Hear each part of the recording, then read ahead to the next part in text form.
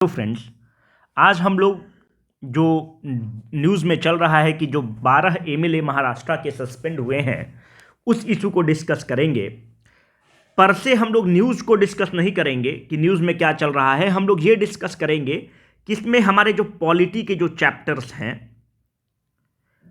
उसके किस static portion को हम इस टॉपिक से रिलेट कर पाएंगे और उस स्टैटिक टॉपिक को हम लोग आज स्टडी कर लेंगे। बहुत इंपॉर्टेंट स्टैटिक टॉपिक मिल जाएंगे जहां से हम लोग इसको पढ़ सकते हैं। सॉरी। अब ध्यान से देखिए इसमें हुआ क्या है।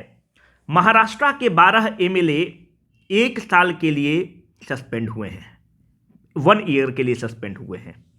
हुआ क्या है कि वहां के असेंबली के एक मिनिस्टर हैं छगन भुजबल जी, जो एनसीपी के मिनिस्टर हैं, वो लोकल इलेक्शंस में रिजर्वेशन देना चाहते थे ओबीसी को। उसके लिए वो सोशियो इकोनॉमिक का सेंसस 2011 के डेटा को यूज करना चाहते थे। उधर से बीजेपी इसका विरोध करती है।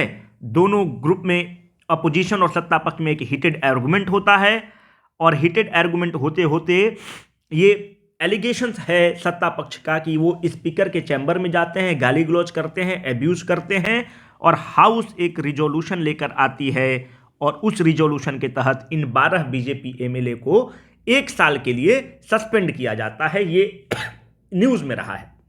हम लोगों को आगे देखना है कि अभी सुप्रीम कोर्ट में इसकी हियरिंग चल रही है और जिस एंगल पे हियरिंग चल रही है, वो जो जिस हियरिंग एंगल पे हियरिंग चल रही है वो पॉलिटी का पार्ट बनता है और वो हमारे एग्जाम के लिए बहुत इंपॉर्टेंट हो जाता है कंसेप्चुअली। अब हम लोग देखते हैं कि किस किस एंगल पे बहस चल रही है। अगर आप देखें कि आर्गुमेंट क्या एडवांस किया जा रहा है, इसका जजमेंट 18 तारीख जनवरी को आने वाला है मोस्ट प्रोबेबली। आर्गुमेंट जो एडवांस किया जा रहा है वो एमएलए जो सस्पेंड हुए हैं उनके तरफ से आर्गुमेंट ये एडवांस किया गया है कि जो ये जजमेंट है हाउस का, it is against the principal of natural justice. और ये टॉपिक बहुत इंपॉर्टेंट है आपके जो भी स्टेट या यूपीएससी के लिए, बहुत इंपॉर्टेंट टॉपिक है कि आपको प्रिंसिपल ऑफ नेचुरल जस्टिस समझ में आना चाहिए। पहले बात यहां पे मैं आपको बताते चलूं कि जो प्रिंसिपल ऑफ नेचुरल जस्टिस है, it is nowhere mentioned in the constitution.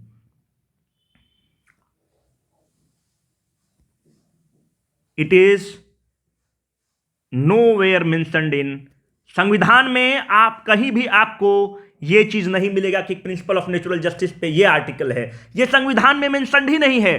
संविधान में मेंशन्ड नहीं है, इसका मतलब हम ये बोलना चाहते हैं कि संविधान में एक्सप्लिसिटली, एकदम साफ रूप से नहीं लिखा हुआ है, संविधान में इम्प्लिसिटली मेंशन्ड है। कहां पे है, कहां पे है उसको हम लोग अभी देखते हैं कि कैसे इम्प्लिसिटली मेंशन्ड है पर एक्सप्लिसिटली कहीं भी लिखा हुआ नहीं है। आखिर में प्रिंसिपल ऑफ नेचुरल जस्टिस है क्या? पहली बात तो मुझे यह समझ में आनी चाहिए। प्रिंसिपल ऑफ नेचुरल जस्टिस का मतलब है कि मानते हैं कोई एग्जीक्यूटिव, कोई लेजिस्लेचर, कोई जुडिशियरी एक जजमेंट दे देता है आपके खिलाफ, मेरे खिलाफ, और वो जजमेंट क्या है? आर्बिटरी है। आर्बिटरी मतलब वो कोई सेंस नहीं बनाता है, उसमें आर्बिटरनेस है, मनमानीपन है उस जजमेंट में। तो प्रिंसिपल ऑफ नेचुरल जस्टिस वो जो मनमानीपन है किसी भी इंस्टीट्यूशन का, उससे हमको प्रोटेक्ट करता है। It protect against the arbitrariness. Arbitrariness of whom? Arbitrariness of any institutions. उसका जो आर्बिटरी जजमेंट है उससे प्रोटेक्ट करता है। आर्बिटरनेस का मतलब क्या है? अगर आप ध्यान से देखें तो आर्बिटरीनेस का मात्र 2 कंपोनेंट है। कोई भी डिसीजन तभी आर्बिट्री होगा जब उसमें बायसनेस होगा या सामने वाले को आपने फेयर हियरिंग नहीं दिया। यही 2 कंपोनेंट से कोई चीज आर्बिट्री होगा। अगर हमारा जजमेंट किसी के खिलाफ टिल्टेड है, बायस्ड है, अगर ए और बी के 2 पार्टी हैं, हमने दोनों पार्टी को, हमारा ऑलरेडी मेरा बायसनेस बी के प्रति है तो हमारे जजमेंट आर्बिट्री हो गया। या ए और बी के जजमेंट में हमने ए को सही ठहराया और बी को गलत ठहराया बिना बी को सुने हुए, तो वो जजमेंट आर्बिट्री हो जाएगा। वो जो हमारा डिसीजन आर्बिट्री हो जाएगा। प्रिंसिपल ऑफ नेचुरल जस्टिस यही आर्बिटरनेस के अगेंस्ट है। वो कैसे है ये बहुत इंपॉर्टेंट है। अगर आप बायसनेस वाला एंगल देखें तो आप बायसनेस वाले एंगल में ये पाएंगे कि 2 संविधान की चीजें हैं, एक आर्टिकल 14 और एक प्रीएम्बल। ये जो दोनों चीजें हैं ये बायसनेस जो है उसके खिलाफ हैं। कैसे? आर्टिकल 14 क्या किस चीज की बात करता है? आर्टिकल 14 इक्वलिटी की बात करता है। जब इक्वलिटी की बात करते हैं तो आप ए और बी दोनों को इक्वल ट्रीट कर रहे हैं तो बायसनेस खत्म हो गया। दूसरी बात, प्रीएम्बल की अगर आप बात करें तो प्रीएम्बल सोशल जस्टिस की बात करता है, प्रीएम्बल इकोनॉमिक जस्टिस की बात करता है। जब आप सोशल और इकोनॉमिक जस्टिस की बात करते हैं तो इक्वलिटी की बात करते हैं इनडायरेक्टली, और इक्वलिटी की बात करते हैं तो बायसनेस ए और बी में आप नहीं रख सकते हैं। इसीलिए इम्प्लिसिटली आर्टिकल 14 और preamble principal of natural justice को जस्टिफाई करते हैं और प्रिंसिपल ऑफ नेचुरल जस्टिस के आर्गुमेंट्स को मूव करते हैं। इसीलिए हमने कहा कि इम्प्लिसिटली मेंशन्ड है 14 में, इम्प्लिसिटली मेंशन्ड है प्रीएम्बल में, एक्सप्लिसिटली आपको प्रिंसिपल ऑफ नेचुरल जस्टिस संविधान में कहीं नहीं मिलेगा। दूसरा आर्बिटरनेस का क्या है? Fair hearing. आप सामने वाला को उसका पक्ष रखने दीजिए। फेयर हियरिंग जो है, फेयर हियरिंग आपको कहां मिलेगा? आर्टिकल 21 में मिल जाएगा। क्या है आर्टिकल 21? आर्टिकल 21 जो है डिग्निफाइड लाइफ की बात करता है। आर्टिकल 21 जो है due process of the law की बात करता है। जब आप due process of the law की बात करेंगे तो उसमें आप दोनों पक्षों को सुनेंगे, ए और बी दोनों पक्षों को सुनेंगे, और जब आप दोनों पक्षों को सुनेंगे तो फिर जो आप डिसीजन लेंगे वो डिसीजन जो है बहुत ही उसमें आर्बिटरीनेस नहीं रहेगा, क्योंकि आपने दोनों पक्ष को सुन लिया। आर्बिटरनेस नहीं रहेगा तो वो बहुत डिसीजन जो होगा एक इन्फॉर्म डिसीजन होगा। ठीक है, वो एक इन्फॉर्म डिसीजन होगा। तो इसीलिए हम कहते हैं ये अपना टॉपिक बहुत इंपॉर्टेंट। पहला चीज तो ये हो गया कि कहीं भी संविधान में मेंशन नहीं है, इम्प्लिसिटली मेंशन्ड है। और कौन कौन सी धारा या कौन कौन सी articles principle of natural justice को बॉल्स्टर करते हैं, तो वो है आर्टिकल 14 करता है, प्रीएम्बल करता है, आर्टिकल 21 करता है। यहां पे मैं आपको बताते चलूं कि article 21 due process of law की बात करता है। पहले हमारे संविधान में procedure established by the law था, पर मनेका गांधी केस में सुप्रीम कोर्ट ने उस procedure established by the law को एक्स्ट्रापोलेट कर दिया, और एक्स्ट्रापोलेट करके ड्यू प्रोसेस ऑफ लॉ की तरफ मूव कर गया है। इसीलिए आर्टिकल 21 राइट टू लाइफ केवल नहीं है, राइट टू डिग्निफाइड लाइफ है। एक गरिमामयी जीवन का अधिकार आर्टिकल 21 देता है और बहुत ब्रॉड कंटूर बन जाता है। तो आपको यह पता होना चाहिए कि प्रिंसिपल ऑफ नेचुरल जस्टिस क्या है।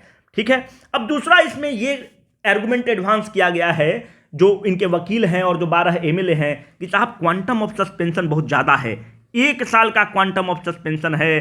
तो जब आप 1 साल का क्वांटम ऑफ सस्पेंशन करते हैं तो जो एमएलए जिस कॉन्स्टिट्यूएंसी को रिप्रेजेंट करते हैं, 6 लाख 5 लाख कॉन्स्टिट्यूएंसी को रिप्रेजेंट करते हैं, उनका वॉइस तो लेजिस्लेचर में हर्ड ही नहीं हो रहा है। तो आखिर में क्या है quantum of suspension? Article 190 clause 4 अगर आप देखेंगे तो आर्टिकल 190 क्लॉज 4 कहता है कि अगर कोई मेंबर, यह कहता है कि अगर कोई मेंबर 60 दिन तक एब्सेंट है बिना बताए हुए, तो उस सीट को वैकेंट डिक्लेयर कर दीजिए। क्यों? हमारे संविधान जो मेकर्स हैं उनका यह मानना था कि अगर आप 60 दिन तक बिना बताए एब्सेंट हैं तो ये जो कॉन्स्टिट्यूएंसी के लोग हैं, ये जो अपना आपका लेजिस हाउस है, तो इस कॉन्स्टिट्यूएंसी के लोग जो 5 लाख 6 लाख लोग हैं, इनका दर्द कोई नहीं वहां पे बयां कर रहा है। और चूंकि उस सीट को आप वैकेंट करिए, नए लोग आए चुनकर और ये फिर इसके दर्द को यहां पर बताएंगे, क्योंकि there is something called as the right of constituency भी है। जो जो आपके कंस्टिट्यूएंसी के लोग हैं उनके भी कुछ राइट हैं, उनका भी दर्द उस संस्था में उठना चाहिए। तो यहां पर आप क्या पाते हैं कि 60 दिन का लिमिट है। इसको आगे हम लोग को रिलेट करेंगे। Representation of people act 151 clause A कहता है कि जो भी बाई इलेक्शन है, बाई इलेक्शन 6 महीने के अंदर आपको कर लेना है। 6 मंथ का लिमिट है कि 6 महीना से ज्यादा जो लोग हैं, कॉन्स्टिट्यूएंसी के लोग हैं, दे शैल नॉट बी अनरिप्रेजेंटेड। वो अनरिप्रेजेंटेड नहीं होने चाहिए। दे शैल नॉट बी अनरिप्रेजेंटेड, वो अनरिप्रेजेंटेड नहीं होने चाहिए। तो आप यहां पर लिमिट देखें कि मैक्सिमम 6 महीने का चल रहा है। पार्लियामेंट के केस में देखें कि पार्लियामेंट का क्या लिमिट है।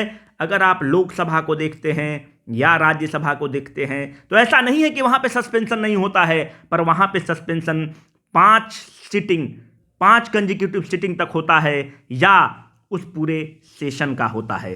इससे ज्यादा सस्पेंशन नहीं होता है। क्यों? क्योंकि आप इससे ज्यादा सस्पेंड करेंगे तो जो कंस्टिट्यूएंसी के लोग जो चुनकर, आपको कोई अधिकार नहीं है कि जो कंस्टिट्यूएंसी के लोग जो चुनकर आए हैं उनके अधिकार का आप हनन करें। तो आप देखिए कि यहां पर लिमिट मैक्सिमम है 60 दिन का, यहां पर लिमिट है 6 महीने तक का, यहां पर 5 कंजिक्यूटिव सिटिंग या एक सेशन का, पर यहां पर जो हाउस जो रिजोल्यूशन पास किया है महाराष्ट्र में वो 1 साल का है। और ये जो सस्पेंशन है ये बहुत ही आर्बिट्ररी है। ये उनका लॉजिक एडवांस किया गया है और ये लॉजिक में थोड़ा दम भी है। अब आप देखिए लोकसभा राज्यसभा का रूल्स हमने आपको बता दिया। अब हम लोग आगे देखते हैं कि प्रॉब्लमेटिक एरिया क्या है, कहां पे प्रॉब्लम आ रहा है। अब सरकार क्या कह रही है, सरकार का क्या लॉजिक है, जो महाराष्ट्र की सरकार है वो सुप्रीम कोर्ट में क्या लॉजिक को एडवांस कर रही है।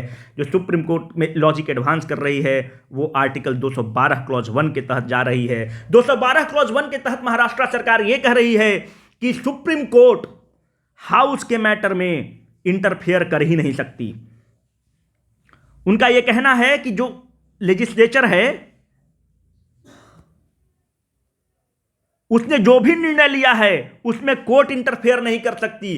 किस आर्टिकल का हवाला देता है? आर्टिकल 212 क्लॉज 1 का हवाला देता है और कहता है, आर्टिकल 212 क्लॉज 1 कहता है कि validity of any proceedings in legislature of the state can not be question on the ground of any एलिज्ड irregularity of the procedure. पर ध्यान रखिए हाउस में क्या प्रोसीजर फॉलो हुआ है आप उसमें इंटरफेयर नहीं कर सकते हैं। पहले आप सोचिए कि ये लॉजिक क्यों एडवांस किया गया है। हमारे यहां सेपरेशन ऑफ पावर है।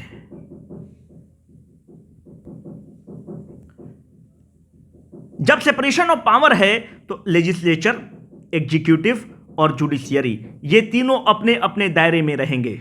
जब लेजिस्लेचर एक कॉन्स्टिट्यूशनल बॉडी है, वो कानून बनाती है, वहां पे जो प्रोसीजर को फॉलो कर रहा है, अगर मानते हैं उसमें जुडिशियरी हमेशा इंटरफेयर करेगी तो सेपरेशन ऑफ पावर ही नहीं रह पाएगा। इस सेपरेशन ऑफ पावर को इंटैक्ट रखने के लिए आर्टिकल 212 क्लॉज 1 एक पाइवटल रोल प्ले करता है कि आप उसके प्रोसीजर में इंटरफेयर नहीं कर सकते हैं। पर ये जो लॉजिक है यहां पे थोड़ा सा सैलो साउंड कर रहा है, थोड़ा सा हल्का साउंड पड़ रहा है। क्यों? आर्टिकल 212 क्लॉज 1 कहता है कि irregularity of the procedure, our discussion is not about the irregularity of the procedure, it is about the quantum of punishment. आप जो पनिशमेंट दे रहे हैं उस पर बात हो रही है कि आप कितना पनिशमेंट दे रहे हैं। और कोई भी पनिशमेंट या कोई भी चीज जो आप करेंगे वो प्रिंसिपल ऑफ नेचुरल जस्टिस के खिलाफ नहीं होना चाहिए। प्रिंसिपल ऑफ नेचुरल जस्टिस के खिलाफ होगा। याद रखिएगा प्रिंसिपल ऑफ नेचुरल जस्टिस, यहां पे मैं आपको बताते चलूं कि principal of natural justice is the part of the basic structure of the constitution. It is the part of basic, ये बहुत ही इंपॉर्टेंट है ये टॉपिक, स्ट्रक्चर ऑफ कॉन्स्टिट्यूशन। ये संविधान के बेसिक स्ट्रक्चर का पार्ट है। तो जब भी आप इस तरह का, it is not about article 212 clause 1, it only talks about the irregularity of the procedure. Our discussion is about the quantum of punishment, and the quantum of punishment falls under the domain of the principle of natural justice. इसलिए court has all the right to interfere. Court को पूरा अधिकार है interfere करने का।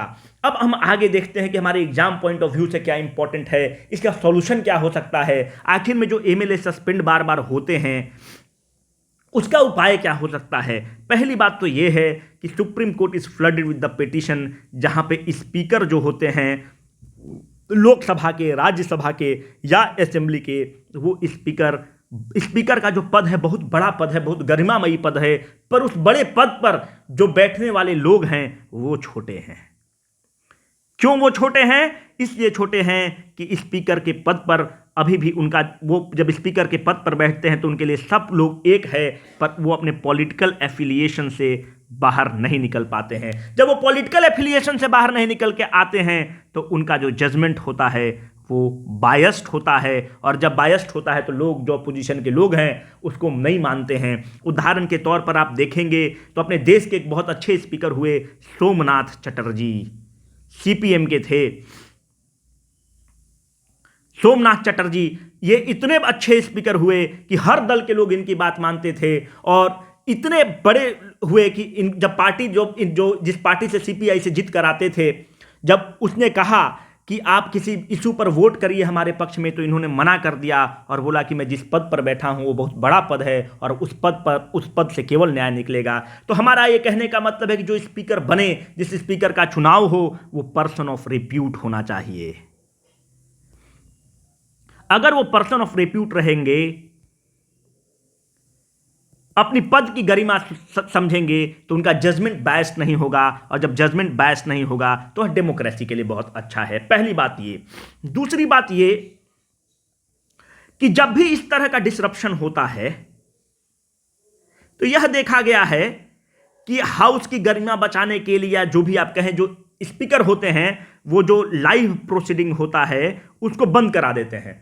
ये एकदम नहीं बंद होना चाहिए। लाइव प्रोसीडिंग को उस मेंबर जो डिसरप्शन पैदा कर रहे हैं उन मेंबर के तरफ और फोकस कर देना चाहिए लाइव स्ट्रीमिंग को, ताकि देश की जनता देख सके, उनके कंस्टिट्यूएंसी के लोग देख सके कि जो हाउस है वो डिबेट के लिए बना हुआ है, डिस्कशन के लिए बना हुआ है, डिसिडेंस के लिए बना हुआ है, ना ही कि डिसरप्शन के लिए बना हुआ है। हाउस को डिसरप्ट करने के लिए नहीं बना हुआ है। तो लाइव स्ट्रीमिंग को बंद करने के बजाय और फोकस कर देना चाहिए, ताकि उनका नेम सेम, उनका सेमिंग किया जा सके, उनको लोग अपनी नज़र से गिरा सकें। तो ये भी एक इंपॉर्टेंट है। तीसरा आर्गुमेंट आप ये देखिए, इसका कोई सॉल्यूशन नहीं निकल सकता है, क्योंकि सॉल्यूशन तो मनोवैज्ञानिक रूप से ही निकल सकता है। जो विजिटर गैलरी है उसमें कुछ सीटें हमेशा हमें स्टूडेंट के लिए रिजर्व कर देना चाहिए, ताकि विद्यार्थी देख सके, बच्चे देख सके कि हमारे रिप्रेजेंटेटिव किस तरह से बिहेव कर रहे हैं। और जब विजिटर गैलरी में बच्चे रहेंगे तो हो सकता है कि जो हमारे मेंबर ऑफ पार्लियामेंट हैं, हमारे मेंबर ऑफ लेजिस्लेटिव असेंबली हैं, उनको थोड़ा सा शर्म आएगा कि बच्चे देख रहे हैं हमारे बिहेवियर को, और हो सकता है कि वो थोड़ा रिस्पॉन्सिबल वे में बिहेव करें। चौथा इंपॉर्टेंट है, जो सब चीज़ की न्यू है, वो जिम्मेवारी हम पे और आप पर है, वोटर पे है। हम ऐसे लोगों को चुनकर भेजें जो बहुत ही पढ़े लिखे लोग हैं, जिनकी डेमोक्रेसी में आस्था है। ऐसे लोग को नहीं भेजिए जो क्रिमिनल है, जो क्रिमिनल बेंट ऑफ माइंड के लोग जाएंगे वो तो यही करेंगे कि हाउस को डिसरप्ट करेंगे, पेपर उछालेंगे। उनको डिस्कशन से मतलब नहीं होगा, उन्हें डिसरप्शन से मतलब होगा। तो onus lies on the people. हम पे और आप पे है कि हम अच्छे लोग को चुनकर भेजें। जब हम अच्छे लोग को चुनकर भेजेंगे तो हाउस में क्वालिटी डिस्कशंस होगा, डिबेट होगा, और हाउस इसी के लिए बना हुआ है। इस तरह के डिसरप्शंस नहीं होंगे और स्पीकर को या किसी को सस्पेंड नहीं करना पड़ेगा। आई थिंक ये सफाइस करेगा आपके मेंस के लिए। Thank you very much.